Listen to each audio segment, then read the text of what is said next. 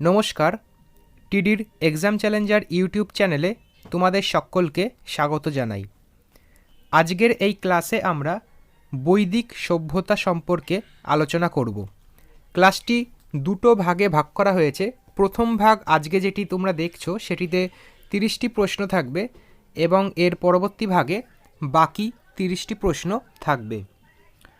আজকের প্রথম প্রশ্ন, প্রাক বৈদিক যুগে দুটি সমাবেশ কি কি ছিল? প্রাক বৈদিক যুগে দুটি সমাবেশ কি কি ছিল? আর এই প্রশ্নের সঠিক অ্যান্সার সমিতি ও সভা। পরবর্তী দুই দাগের প্রশ্ন, সত্যমেব জয়তে এটি কোথা থেকে নেওয়া হয়েছে? এই প্রশ্নের সঠিক অ্যান্সার এটি উপনিষদ থেকে নেওয়া হয়েছে। পরবর্তী প্রশ্ন, পরবর্তী বৈদিক যুগের সর্বোচ্চ দেবতা কে ছিলেন? মহেশ, ইন্দ্র নাকি প্রজাপতি? এই প্রশ্নের সঠিক অ্যান্সার প্রজাপতি। 4 নম্বর প্রশ্ন, জৈন ও বৌদ্ধ ধর্মের উৎপত্তি কোন যুগে? এই প্রশ্নের সঠিক অ্যান্সার পরবর্তী বৈদিক যুগে। পরবর্তী প্রশ্ন, কোন বেদ সবচেয়ে প্রাচীন বৈদিক যুগের সংস্কৃতির তথ্য বর্ণনা করেছে? ঋগ্বেদ নাকি যজুর্বেদ নাকি অথর্ববেদ নাকি সামবেদ? সঠিক অ্যান্সার ঋগ্বেদ। পরবর্তী প্রশ্ন, পরবর্তী বৈদিক যুগে কোন নদীর কথা বলা হয়েছিল? গুরুত্বপূর্ণ প্রশ্ন, আর এই প্রশ্নের সঠিক অ্যান্সার গঙ্গা ও যমুনা এই নদীর কথা বলা হয়েছিল। পরবর্তী প্রশ্ন, নিম্নলিখিত মহাজন পদগুলির কোনটির রাজধানী বৈশালী? আর এই প্রশ্নের সঠিক অ্যান্সার বজ্জী। এই মহাজন পদের রাজধানী হচ্ছে বজ্জী। পরবর্তী প্রশ্ন, বৈদিক যুগে 4 ধরনের বিবাহ ছিল, এদের মধ্যে কোনটি প্রেমের বিবাহ?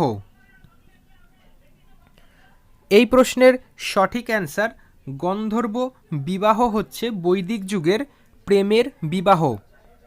পরবর্তী প্রশ্ন, ঋগ্বেদে কয়টি বই বা মণ্ডলে বিভক্ত ছিল? এই প্রশ্নের সঠিক অ্যান্সার 10টি।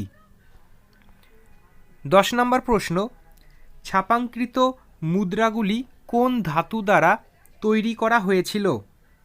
রূপো, সোনা নাকি টিন? আর এই প্রশ্নের সঠিক অ্যান্সার সেই সময়কার মুদ্রাগুলি রূপো দ্বারা তৈরি করা হয়েছিল। পরবর্তী প্রশ্ন, বৌদ্ধ যুগে বজ্জী মহাজনপদ এর রাজধানী কোথায় ছিল? আর এই প্রশ্নের সঠিক অ্যান্সার এই বজ্জী মহাজনপদের রাজধানী ছিল বৈশালীতে। পরবর্তী প্রশ্ন, প্রাচীন চম্পা শহরটিকে কোন মহাজনপদের রাজধানী বলে মনে করা হয়?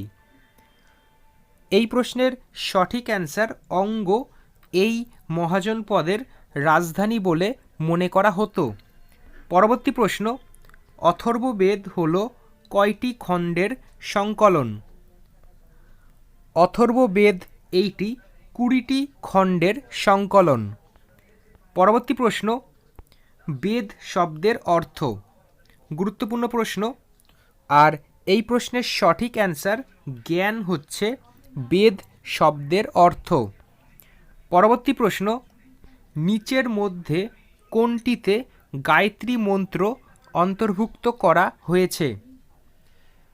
তো বন্ধুরা, এই গায়ত্রী মন্ত্র এটি ঋগ্বেদে অন্তর্ভুক্ত ছিল। পরবর্তী প্রশ্ন, ঋগ্বেদে কতগুলি শ্লোক রয়েছে? গুরুত্বপূর্ণ প্রশ্ন, আর এই প্রশ্নের সঠিক অ্যান্সার হবে 1028টি শ্লোক আছে ঋগ্বেদে। 17 নম্বর প্রশ্ন দেখো, ঋগ্বেদের যুগে নিচের কোন দেবতার পুজো করা হতো না? 4টে অপশানের ভেতর বিষ্ণু এই দেবতার পুজো করা হতো না। পরবর্তী প্রশ্ন, উপনিষদ কতগুলি খণ্ডে বিভক্ত? উপনিষদ এইটি 108টি খণ্ডে বিভক্ত।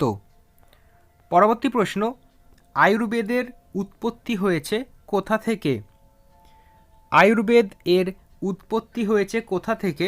তো সঠিক অ্যান্সার এটি অথর্ব বেদ থেকে উৎপত্তি হয়েছে। 20 নম্বর প্রশ্ন, আর্য কথাটির আক্ষরিক অর্থ কী? আর্য কথাটির আক্ষরিক অর্থ হচ্ছে সুসভ্য বা শ্রেষ্ঠ। পরবর্তী প্রশ্ন, ঋগ্বেদে কত সালে রচিত হয়েছিল?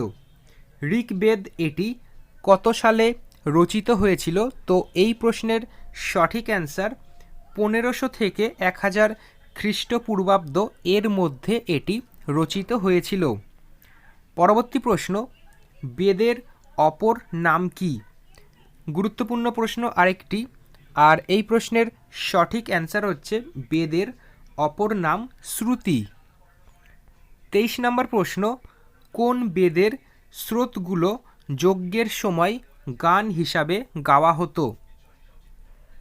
তো সামবেদ এই বেদের স্রোতগুলো যজ্ঞের সময় গান হিসাবে গাওয়া হতো। 24 নম্বর প্রশ্ন, আর্যরা ভারতে এসে প্রথম কোথায় বসতি স্থাপন করেছিল? আর্যরা ভারতে এসে প্রথম সিন্ধু ও পাঞ্জাব এই দুটি অঞ্চলে বসতি স্থাপন করেছিল। পরবর্তী প্রশ্ন, ভারতীয় সঙ্গীতের আদি গ্রন্থ কোনটি? ভারতীয় সঙ্গীতের আদি গ্রন্থ হচ্ছে সামবেদ। অপশান বি সঠিক অ্যান্সার। পরবর্তী প্রশ্ন, বেদ নামক পবিত্র গ্রন্থ এটি কে রচনা করেছেন? বেদ নামক এই পবিত্র গ্রন্থটি কে রচনা করেছেন? তো সঠিক উত্তর অপশান ডি, এটি আর্যগণ রচনা করেছেন। পরবর্তী প্রশ্ন, আর্যরা কতগুলি বেদ রচনা করেছেন? আর এই প্রশ্নের সঠিক অ্যান্সার হবে আর্যরা 4টি বেদ রচনা করেছেন। পরবর্তী প্রশ্ন দেখো, আর্যদের সিন্ধু ও পাঞ্জাব অঞ্চলে বসতি স্থাপন সম্পর্কে কোন বেদে উল্লেখ আছে? আর্যদের এই সিন্ধু ও পাঞ্জাব অঞ্চলে বসতি স্থাপন সম্পর্কে এটি উল্লেখ আছে ঋগ্বেদে। পরবর্তী প্রশ্ন, কোন ভাষায় বেদ রচিত হয়েছিল? তো কোন ভাষায় বেদ রচিত হয়েছিল? এটি হচ্ছে সংস্কৃত ভাষা। আজকের এই পর্বের শেষ প্রশ্ন, সিন্ধু ও পাঞ্জাব অঞ্চলকে আর্যরা কি বলতো? আর এক্ষেত্রে এই প্রশ্নের সঠিক অ্যান্সার হচ্ছে সপ্ত সিন্ধু। সিন্ধু পাঞ্জাব অঞ্চলকে আর্যরা সপ্ত সিন্ধু বলতো। তো আজকের পর্বে 30টি প্রশ্ন আলোচনা করা হলো বৈদিক সভ্যতা থেকে, এবং আগামী পর্বে আরও 30টি প্রশ্ন তোমাদের সাথে আলোচনা করা হবে। আর আজকের মতো এইটুকুনি, আবার দেখা হবে পরবর্তী ভিডিওতে।